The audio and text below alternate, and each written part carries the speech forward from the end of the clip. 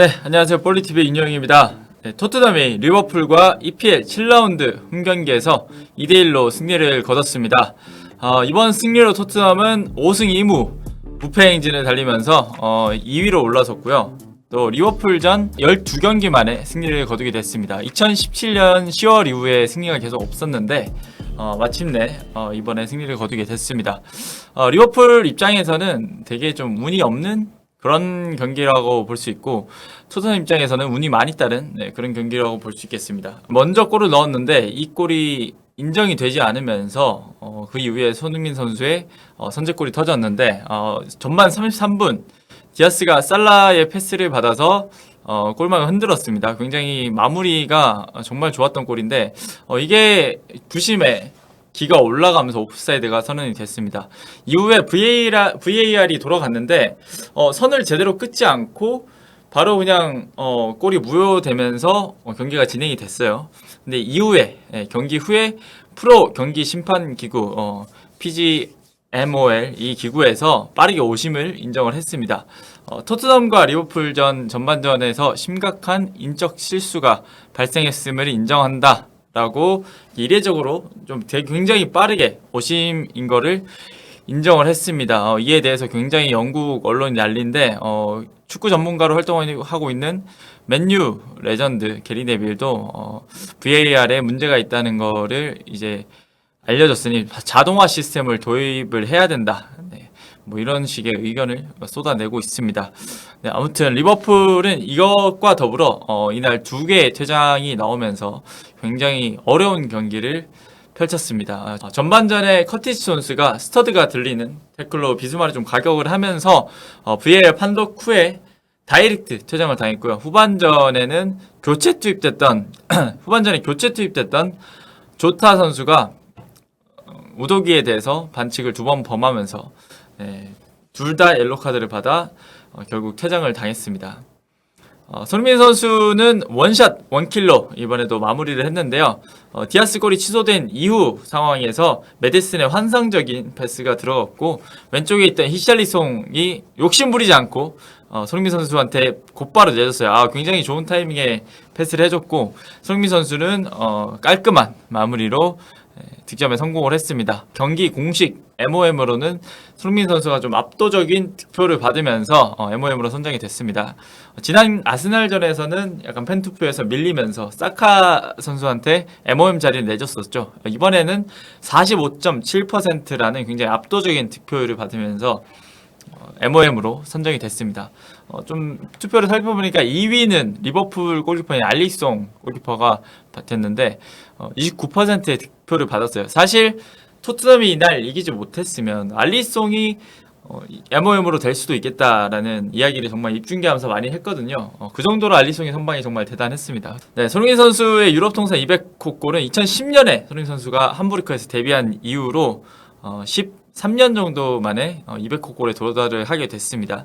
토트넘에서만 151골을 넣었고, 레버쿠젠 시절 29골, 함부르크 시절 20골, 이렇게 해서 총 200골을 달성을 하게 됐고요.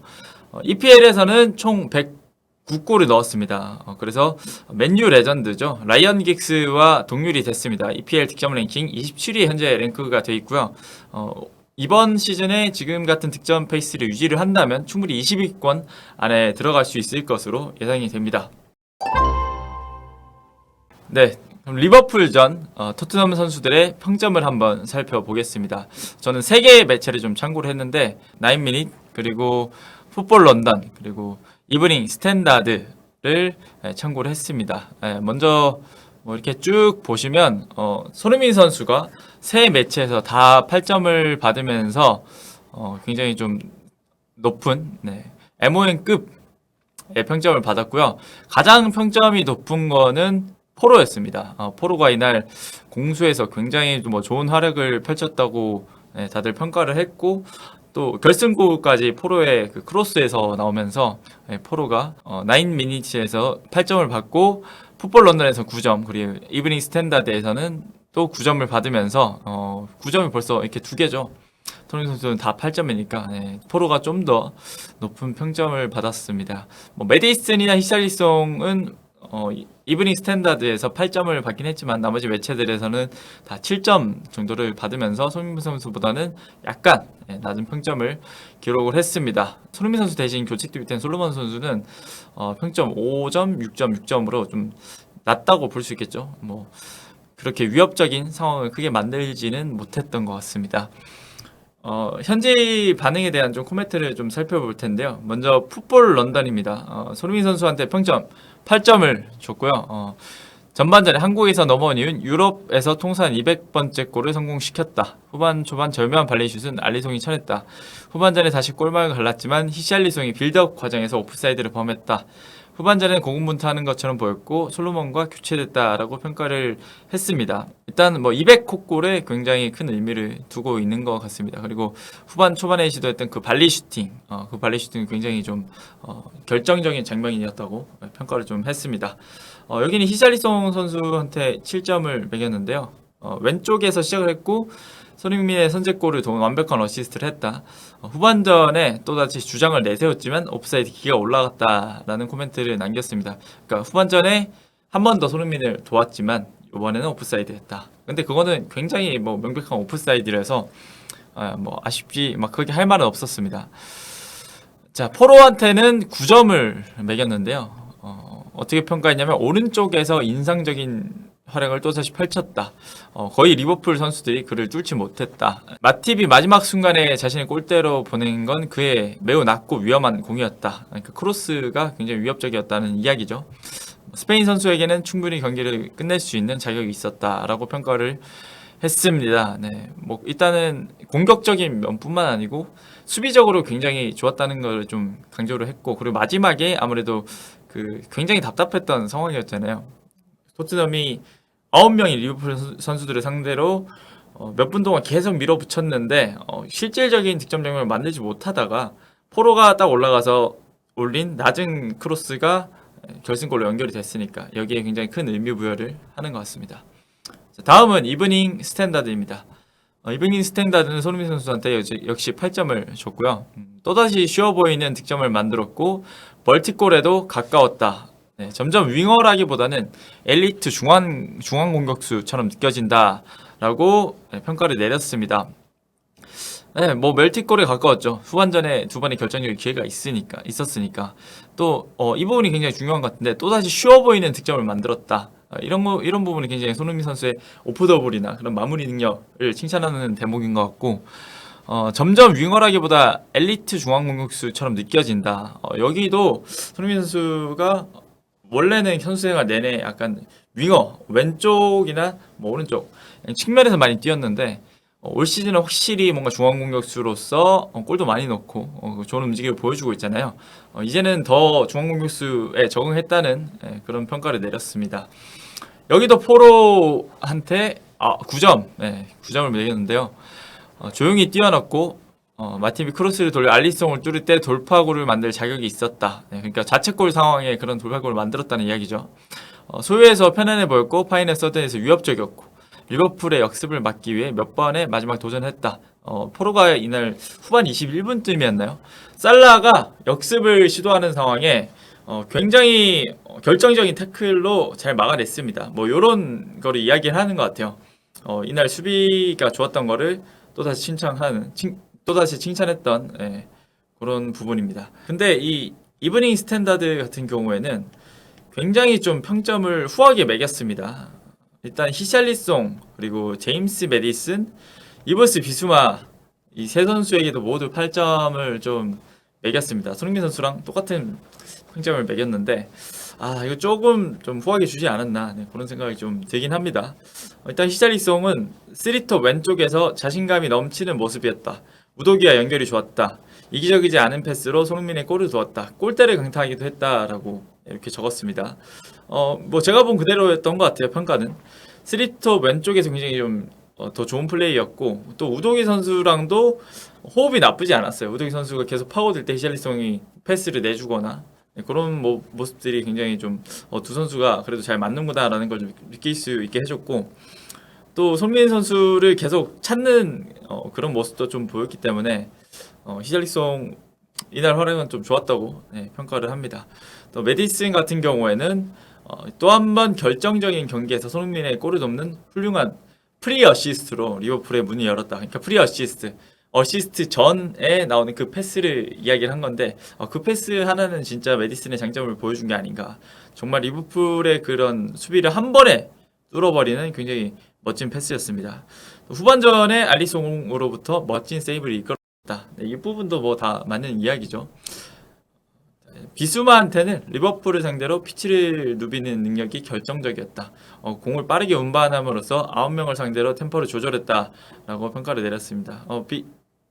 비수마도 이날 굉장히 공을 운반하는 그런 역할이라든지 후방에서 탈압박을 해서 나오는 그런 부분들에서 굉장히 좀 좋은 모습을 보였던 것 같습니다. 자, 마지막으로 9미닛 한번 볼 텐데, 자, 손흥민 선수한테 8점을 매겼습니다. 유럽 통산 200골을 넣었다. 포처로서 선수 경력 새로운 단계로 접어들었다라고 평가를 했습니다. 이 부분 포처로서 선수 경력의 새로운 단계로 접어들었다. 그러니까 원래는 윙어였는데 이제는 중앙 공격수 포처, 좀 골에 집중하는 그런 공격수라는 역할을 설명하는 말이죠. 그 포처로서의 새로운 경력, 이제 손흥민 선수의 앞으로의 좀 그런 경력들이 좀 더 중앙 공격수가 될 것이 아닌가라는 거를 이렇게 좀 예상을 하고 있는 것 같습니다. 또 유럽 통산 200호 골이라는 여기도 굉장히 의미를 부여를 했고요.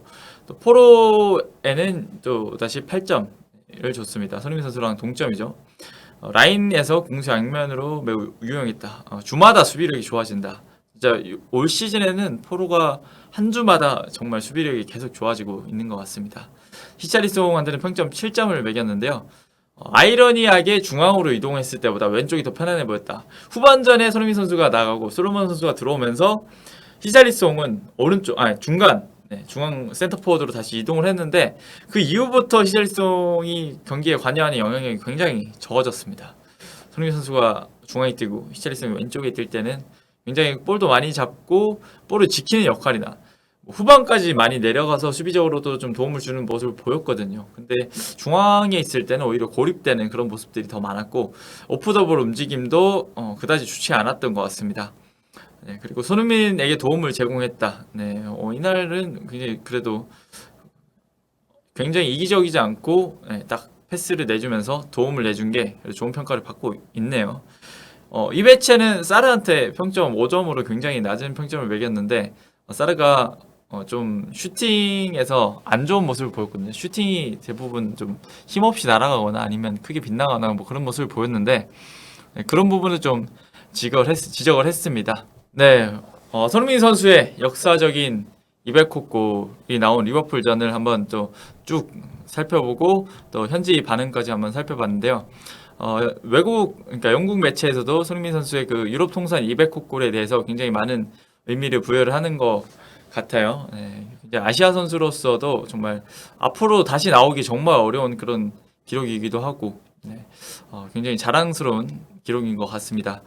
손흥민 선수가 경기 후반전에 교체되면서 약간 부상 조짐을 보이긴 했어요. 지난 아스날전을 앞두고도 사실 부상이 조금 있었다라는 이야기가 있었는데 이번 경기에서도 조금 예상보다는 더 일찍 빠지게 됐습니다. 벤치에 들어가서도 약간 허벅지를 붙잡는 모습도 좀 보여줬고 다음 경기에서는 좀 어떻게 나올지 모르겠는데 일단 휴식이 좀 필요할 것 같아 보이긴 합니다. 이번 리버풀전 앞두고도 사실 많은 훈련을 하지 못했다고 풋볼 런던에서 이야기가 나왔었거든요. 지금은 조금 A매치도 치르고 하면서 근육 피로도가 점점 높아지고 있는 시기가 아닌가. 다음 경기는 이제 토트넘이 루턴 타운 하위권 팀을 만나는데 사실 손흥민 선수 없이도 이 팀을 뚫어낼 수 있어야 우승권에 도전할 수 있는 팀이 아닌가 그런 생각이 드는데 포스테코글루 감독이 또 어떤 선택을 내릴지 또 손흥민 선수도 굉장히 좀 팀을 생각하는 마음이나 그런 프로 마인드가 강해서 아프더라도 참고 뛰는 스타일이잖아요. 안에서 내부적으로 잘 판단을 해서 결정을 할 거라 믿습니다. 자, 오늘 손흥민 선수 덕분에 굉장히 의미 있는 추석 명절 연휴가 된 것 같습니다. 앞으로도 손흥민 선수 열심히 응원하겠습니다. 200호 골 축하드립니다. 이상 볼리TV였습니다.